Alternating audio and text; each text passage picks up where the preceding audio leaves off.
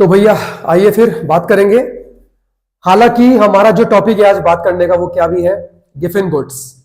Giffen goods क्या होते हैं हम बात करेंगे, लेकिन आपको इतनी बात जाननी है कि गिफन गुड्स एक तरह से एक्सेप्शन है किसके, लॉ ऑफ डिमांड के। जरा 2 मिनट के लिए याद करिए कि लॉ ऑफ डिमांड का स्टेटमेंट क्या था कि sir when the price rises demand falls and when the price falls demand rises keeping the other factors constant. ध्यान आया कुछ? लेकिन कभी कभी क्या होता है कि कुछ ना टाइप के गुड्स ऐसे भी होते हैं मार्केट के अंदर कि सर जितने वो महंगे हो जाएंगे ना उनका डिमांड उतना बढ़ जाएगा। तो ऐसे ही गुड्स को हम बोलते हैं, हम क्या, गिफन गुड्स कहते हैं। लेकिन आपको ये चीज ध्यान रखनी है कि ये वो गुड्स होते हैं जिन पे हम नॉर्मली ज्यादा खर्चा करते हैं। क्या बोला? ज्यादा खर्चा करते हैं, ठीक है ना। अभी मैं इसके ऊपर एक बहुत ही अच्छा एग्जांपल दूंगा आपको, लेकिन उसके पहले मैं चाहूंगा कि आप ये जाने कि गुड्स के टाइप्स कितने होते हैं, कितने तरह के गुड्स पाए जाते हैं। तो अगर आप अपनी बुक्स के अंदर चेक करोगे ना तो वहां पे लिखा है कि सर पहला गुड्स कौन सा लिखा होगा, नॉर्मल गुड्स, जिसको हम क्या भी कहते हैं, बोलो जी। और एक क्या होता है, इंफीरियर गुड्स, ठीक है ना। पहले वाले गुड्स का नाम क्या लिखा हमने, नॉर्मल गुड्स। क्या लिखा उसके बाद, इंफीरियर गुड्स। लॉक करो। अब सबसे पहले आपको यह चीज जाननी है कि इन दोनों के बीच में क्या डिफरेंस है।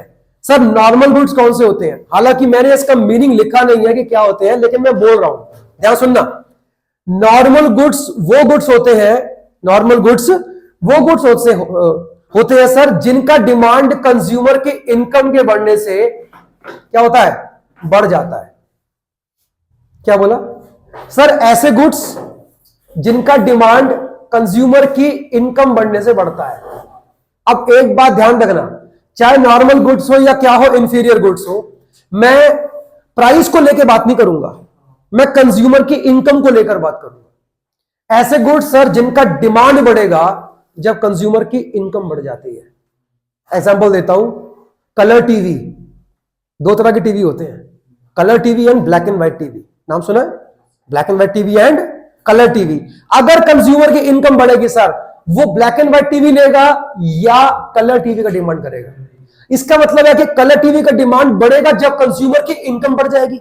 नहीं ऐसा? तो colour TV is a normal goods for a consumer. बात समझ में आ रही है? अच्छा, लेकिन अगर मैं वहीं आपसे ब्लैक एंड व्हाइट टीवी की बात करूं, सर कंज्यूमर की इनकम बढ़ेगी तो वो ब्लैक एंड व्हाइट टीवी का डिमांड उल्टा कम करेगा। तो ब्लैक एंड व्हाइट टीवी क्या हुआ, इंफीरियर गुड्स हुआ। हिंदी में कहते हैं इसे घटिया वस्तु। क्या बोलते हैं? घटिया वस्तु कहते हैं सर। अब कोई गुड कब नॉर्मल है और कब कोई गुड क्या है, इंफीरियर है, वो टोटली डिपेंड करता है कंज्यूमर की इनकम पे। बात समझ में आ रही नहीं आ रही है? बोलो भाई। चलो अब एक बात बताऊंगा, मतलब मैं एक बात बोल रहा हूं, आप बताना कि वो सही है या नहीं। एक गरीब आदमी है, क्या बोला, वो गरीब आदमी है, उसके पास पैसा नहीं है ना, इसीलिए वो टोन्ड मिल्क पीता है। देखो 2 टाइप के आते हैं मिल्क। पहला कौन सा होता है बताना, फुल क्रीम। एक कौन सा होता है, टोन्ड मिल्क। महंगा कौन सा है, एक्सपेंसिव कौन सा है, फुल क्रीम होता है, ये आप भी जानते हो। वो गरीब आदमी है, इसलिए वो फुल क्रीम मिल्क को अफोर्ड नहीं कर पा रहा, इसलिए वो टोन्ड मिल्क का डिमांड कर रहा है। अब ये बताओ कि उस गरीब आदमी के लिए वो टोन्ड मिल्क कौन सा गुड है, नॉर्मल या इंफीरियर? ऐसे क्वेश्चन अगर आएगा एग्जाम में क्या लिख कर आओगे? गरीब आदमी है, he cannot afford full cream milk, that's why he is buying toned milk। toned milk उस गरीब आदमी के लिए कौन सा गुड हुआ सर? उसके लिए नॉर्मल गुड है। यस। अब उस गरीब आदमी की इनकम लगी बढ़ने, इसलिए उसने फुल क्रीम मिल्क का डिमांड करना शुरू कर दिया। अब टोन्ड मिल्क उसके लिए इंफीरियर गुड बन चुका। बात समझ में आ रही है? जब तक वो आदमी गरीब था उसकी इनकम बढ़ नहीं रही थी, इसलिए वो टोन्ड मिल्क पी रहा था। तो उसके लिए टोन्ड मिल्क कैसा गुड्स है, नॉर्मल गुड्स है। मैंने क्या बोला, ऐसे गुड्स जिनका डिमांड कंज्यूमर की इनकम के बढ़ने से बढ़ती है।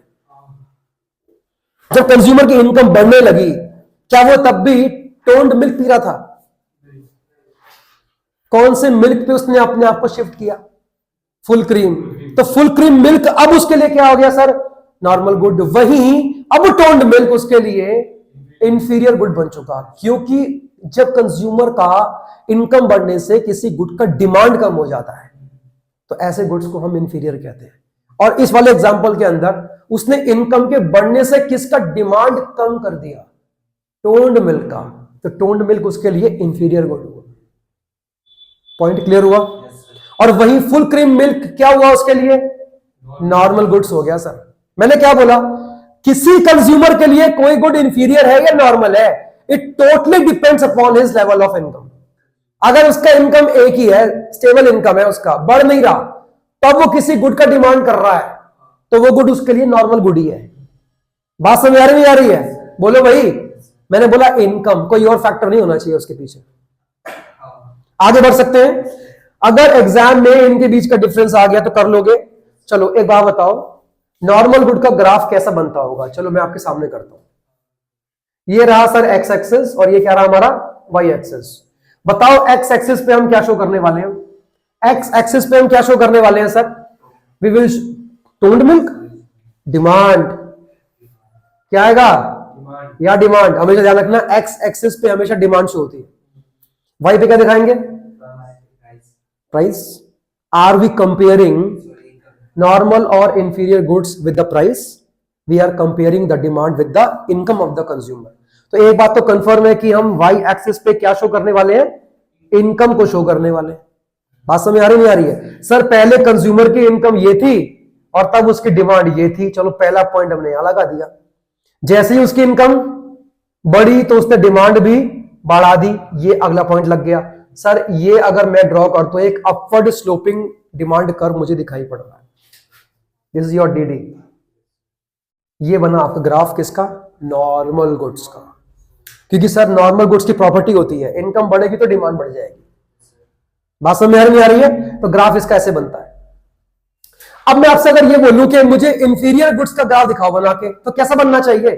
सर अगर नॉर्मल गुड्स का ग्राफ अपवर्ड स्लोपिंग बन रहा है तो बताओ इंफीरियर गुड्स का ग्राफ कैसे बनना चाहिए?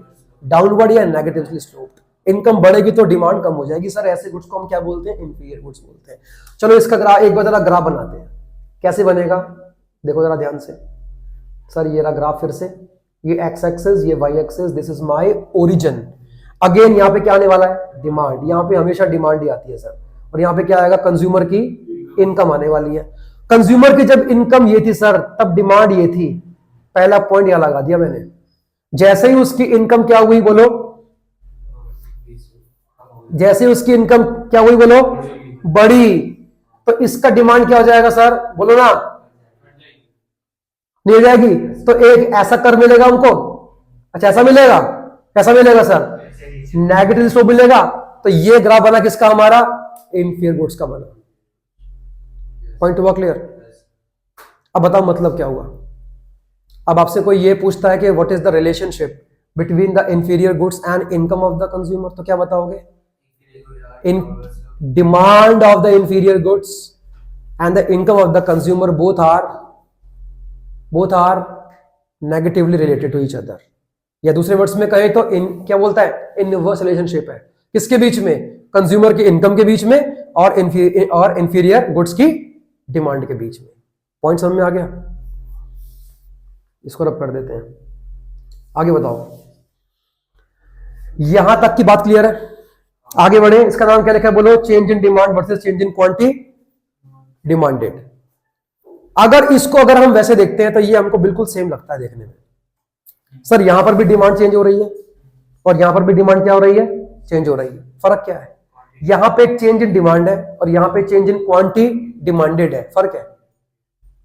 क्या फर्क है आपके हिसाब से?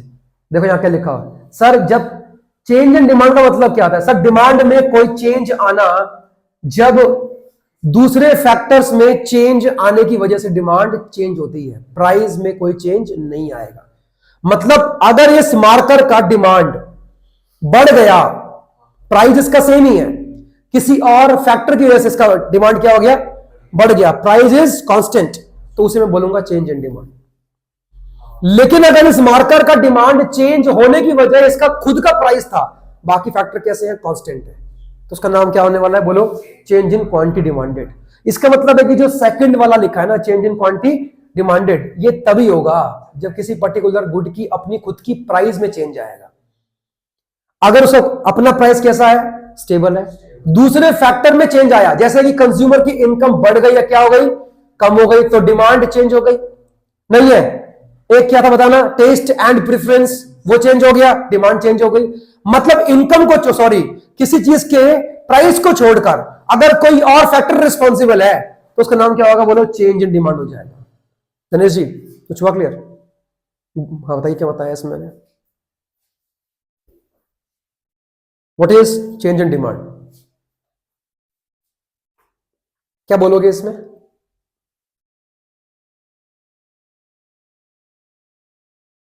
याद नहीं आ रहा? मैंने अभी क्या बोला, आप बताओ।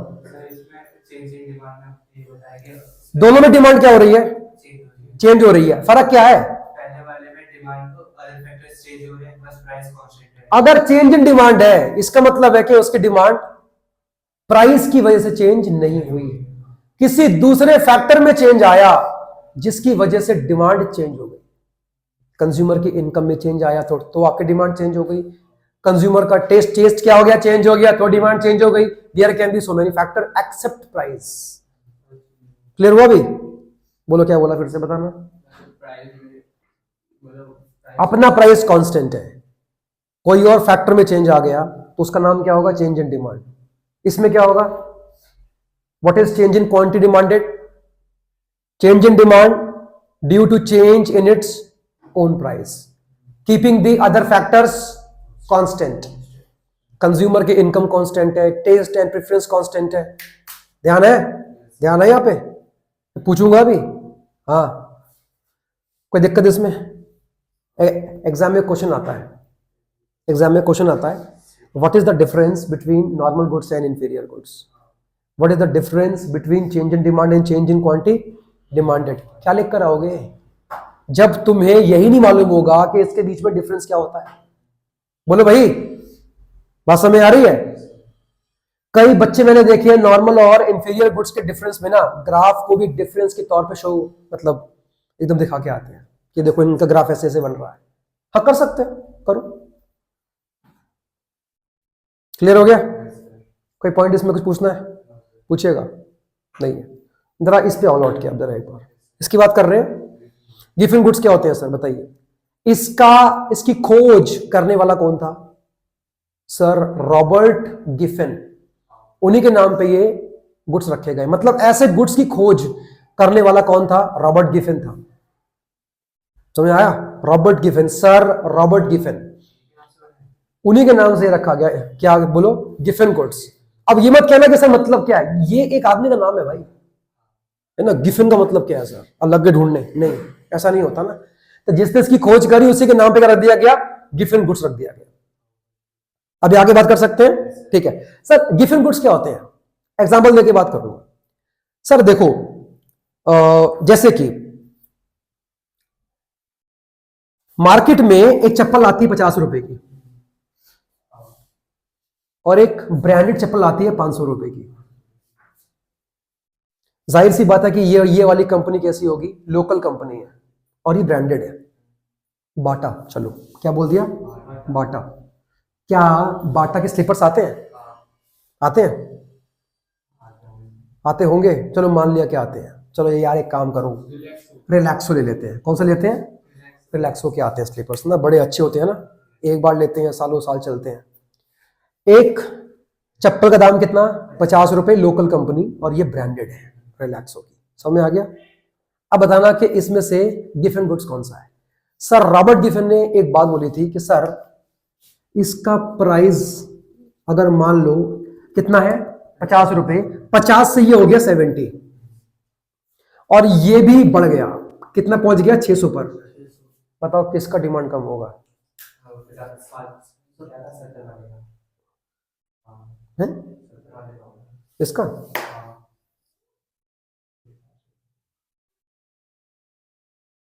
किसका डिमांड कम हो जाएगा? इसका भी प्राइस बढ़ गया। पहले कितना था बोलो? 50 रुपए, अभी कितना हो गया? 70 हो गया। महंगा हो गया ना ये पहले से। ये 500 का कितने का हो गया? 600 का हो गया। मुझे जानना ही है किसकी डिमांड कम हो जाएगी। गलत जवाब ना, मतलब ही नहीं है सर, मतलब ही नहीं है। आप देख पा रहे हो कि सर जो सामान पहले ही कितना सस्ता है, अगर वो थोड़ा महंगा हो जाएगा ना तो कंज्यूमर ये देख के इसकी डिमांड को कम नहीं करेगा। आप जरा सोचो कि हर एक आदमी क्या 500 रुपए की स्लीपर को अफोर्ड कर पा रहा होगा? नहीं कर पा रहा होगा, इसीलिए वो कौन सी ले रहा होगा? 50 वाली। अब इसका रेट क्या हो गया? बढ़ के। अच्छा क्या बोलेगा? अरे ये तो कितने की हो गई? 70 की हो गई, अब हम 500 वाली लेंगे, ये तो महंगी हो गई ना, 20 रुपए क्या हो गई? महंगी हो गई, अब तुम कौन सी लेंगे? 500 वाली। इसकी डिमांड हम कम कर देते हैं, इसकी बढ़ाते हैं, क्योंकि इसका प्राइस वही है। चलो मान लेते हैं कि अभी भी कितने की है ये? 500 की है। अगर ये महंगी हो जाएगी तो क्या कंज्यूमर अपने आप को शिफ्ट करके इसके ऊपर आ जाएगा? अबे क्यों नहीं आएगा? क्यों नहीं आएगा सर? क्योंकि जो कंज्यूमर 500 पे अफोर्ड नहीं कर पा रहा है और वो अगर 50 रुपए की चप्पल को अफोर्ड कर रहा है, तो वो अगर 20 रुपए महंगी हो जाएगी तो वो इसको अफोर्ड कर सकता है। अभी भी ये चाहे 50 से 100 भी हो जाए, इसकी तुलना में अभी भी कैसी है? सस्ती है, नहीं है? और लेकिन अगर इसका प्राइस बढ़ के 600 पे आ गया ना सर, तो इसका डिमांड कम हो जाएगा, क्योंकि जो कंज्यूमर इसको 500 पे अफोर्ड नहीं कर पा रहा, वो सर 600 पे अफोर्ड उसे कैसे करेगा? और जो अब तक 500 पे इसको ले रहे थे, क्या बता कि वो भी अपने आप को शिफ्ट करके इस पर ले आए, तो इसका डिमांड सर उल्टा बढ़ेगा प्राइस के बढ़ने से, और इसकी वजह से ये गुड्स लॉ ऑफ डिमांड को कहीं ना कहीं फेल कर रहे होते हैं। नहीं ऐसा? ये मैंने एग्जांपल दिया था। रॉबर्ट गिफिन ने ये चीज देख के नहीं बोली थी चप्पल, नहीं। रॉबर्ट गिफिन ने इंग्लैंड के अंदर एक चीज को महसूस करा था, बता रहा हूं। देखो, एक थी आपकी रोटी, जिसको वहां पे कहते हैं ब्रेड। क्या कहते हैं? ब्रेड। और मीट, क्योंकि वहां पे होती है ठंड पूरे साल, इसलिए वहां पे मीट अल्कोहल बहुत चलता है। बच्चे भी, बड़े, मतलब मेल फीमेल सारे पीते हैं, ठीक है ना, और सारे ये खाते हैं, मीट खाते हैं। बात समझ आ रही है? ये था 10 रुपीज का, मान लेते हैं, और ये कितने का था? 50 रुपए का, क्योंकि मीट है तो क्या होगा? महंगाई होगा। वहां पे क्या हो गया? ब्रेड वहां पे महंगी हो गई थी, ये पहुंच गई 15 पे। आपको क्या लगता है किसका डिमांड और बढ़ गया होगा? और बढ़ गया था। अब बताओ क्यों? सर मीट खाने की लिमिट है, लेकिन रोटी एक ऐसी चीज है जो हम रोज खाते हैं। इसका मतलब है कि सर कहीं ना कहीं ये हमारा एक लाइफ का एक क्या है? पार्ट है। ये लाइफ का पार्ट है? ये नहीं है, ये हम कभी कभी खाते हैं। लोगों ने क्या किया? यहां से अपने खर्चे को काट कर उन लोगों ने रोटी की डिमांड करनी स्टार्ट कर दी। चलो कोई बात नहीं, पहले से मीट कम खा लेंगे, लेकिन रोटी हमको रोज चाहिए। जरा सोचो, इसका प्राइस बढ़ गया, उसके बावजूद भी इसका डिमांड उल्टा बढ़ने लगा। समझ में आ रही है? तो ऐसे गुड्स को ही हमने, बताओ नाम क्या दिया? गिफिन गुड्स का नाम दिया, कि सर ऐसे गुड्स होते हैं जो हमारी इनकम का बहुत बड़ा हिस्सा खाते हैं, बहुत बड़ा हिस्सा खाते हैं, लेकिन देखा जाए तो कैसे है? इंफीरियर है। क्यों? जब कल को इसी कंज्यूमर की इनकम बढ़ेगी ना सर, तो वो अपने आप को शिफ्ट कर जाएगा यहां पे, तो उस केस में मीट क्या बन जाएगा? Normal goods. ये क्या बन जाएगा? इंफीरियर। इसलिए लिखा गया, क्या लिखा है? They are the special type of inferior goods. Giffen goods को घटिया वस्तु बोला गया। कुछ हुआ? क्लियर नहीं हुआ? सर जो चीज सस्ती है ना, वो अगर कुछ महंगी हो जाएगी तो उसकी डिमांड पर असर नहीं पड़ेगा, लेकिन जो चीज पहले से ही महंगी है वो थोड़ी सी और महंगी हो जाएगी ना सर, उसकी डिमांड पे बहुत ज्यादा असर पड़ेगा। क्लियर हुआ नहीं हुआ? जो मैंने आपको एग्जांपल दिया था ना पहले वाला, 50 रुपए की चप्पल 100 की भी हो जाएगी ना सर, तब भी डिमांड पे कोई खास असर नहीं, उसकी डिमांड फॉल नहीं करेगी, उल्टा बढ़ने लगेगी, क्योंकि अभी भी वो 500 रुपए की चप्पल की तुलना में कैसी है? सस्ती है। बात समझ आई नहीं आई? और ऐसी टाइप के गुड्स को नाम क्या दिया गया? Giffen goods. और इसी पूरे के पूरे काम धाम को हमने एक और नाम दे दिया, गिफिन पैराडॉक्स। नाम सुना है कभी? Giffen paradox, PARADOX।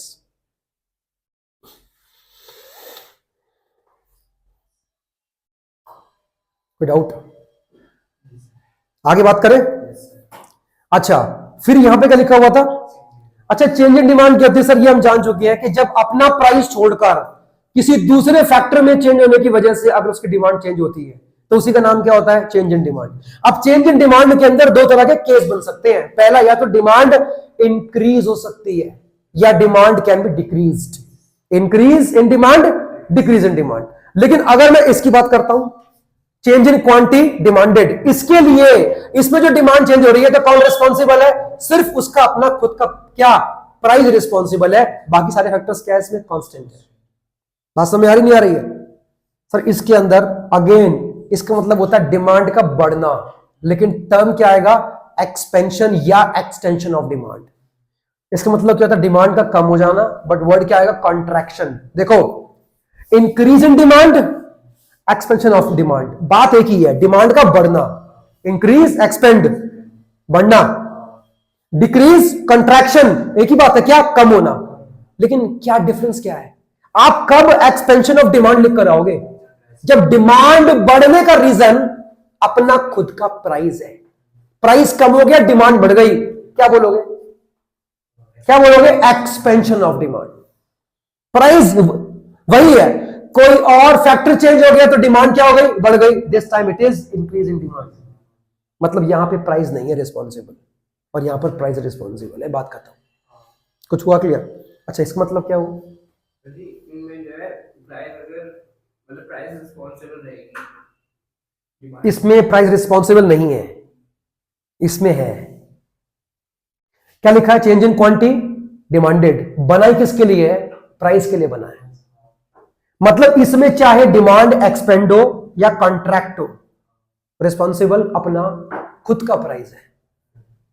बात समझ आई? अच्छा, कंज्यूमर की इनकम बढ़ गई जिसकी वजह से डिमांड बढ़ गई, क्या बोलूं? कंज्यूमर की इनकम बढ़ गई जिसकी वजह से इस पेन की डिमांड बढ़ गई, क्या बोलूं? मैंने क्या बोला? इस पेन का डिमांड बढ़ गया, लेकिन बढ़ने की वजह कंज्यूमर की इनकम है। It's a case of increase in demand. क्यों सर? डिमांड को चेंज करने वाला इसका प्राइस नहीं था, कंज्यूमर की इनकम थी। समझ आ गया? अच्छा, इसका डिमांड इसलिए बढ़ गया क्योंकि ये ₹2 क्या हो गया? सस्ता हो गया। डिमांड बढ़ने की बात कर रहा हूं मैं। इसका डिमांड बढ़ गया क्योंकि सर पहले से ₹2 क्या हो गया? सस्ता हो गया। क्या नाम दूं? क्योंकि अब इसकी डिमांड इंक्रीज होने के पीछे इसका अपना प्राइस रिस्पॉन्सिबल है। इस बात को समझो। गणेश जी रिपीट करिए।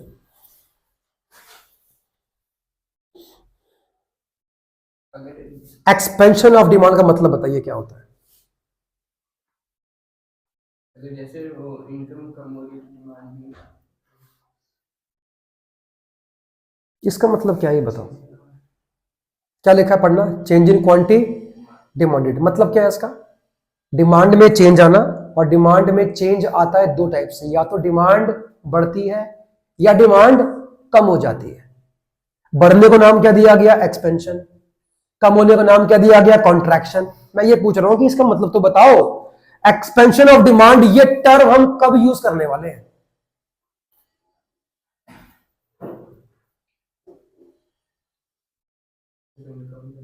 आपका ध्यान कहां है? पहले मुझे बता दो यार एक बार। आपका ध्यान तो नहीं है, ये तो मैं पक्का बता रहा हूं आपको।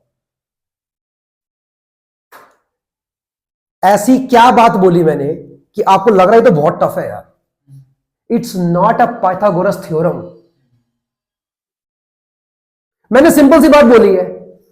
इसका मतलब क्या होता है? डिमांड का बढ़ना।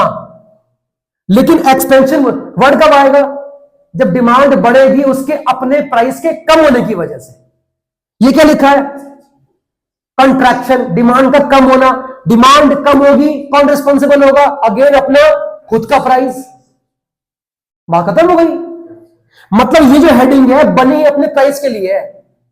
प्राइस कम हो गया तो डिमांड बढ़ गई, एक्सपेंशन ऑफ डिमांड। प्राइस क्या हो गया? प्राइस बढ़ गया तो डिमांड क्या हो गई? कम हो गई। Case of contraction of demand. अब जरा अब जरा यहां पे ध्यान दो। लिखा क्या है यहां पे? सेम चीज तो हो रही है, बस फर्क खाली यह है कि इस बार डिमांड के बढ़ने और घटने के पीछे उसका अपना खुद का प्राइस रिस्पॉन्सिबल नहीं है। आपने क्या पढ़ा है? There are so many factors. Demand पे असर करने वाले फैक्टर बहुत सारे होते हैं। पहला क्या था बताना? इनकम, कंज्यूमर की इनकम, कंज्यूमर का टेस्ट एंड प्रेफरेंस, और क्या था? Size of population, expected change in prices, size and commission of the population, distribution of income. There are so many factors. इसमें सारे फैक्टर ले लो एक को छोड़कर, अपना प्राइस, और इसके अंदर सारे के सारे फैक्टर्स को कांस्टेंट मान लो एक्सेप्ट प्राइस।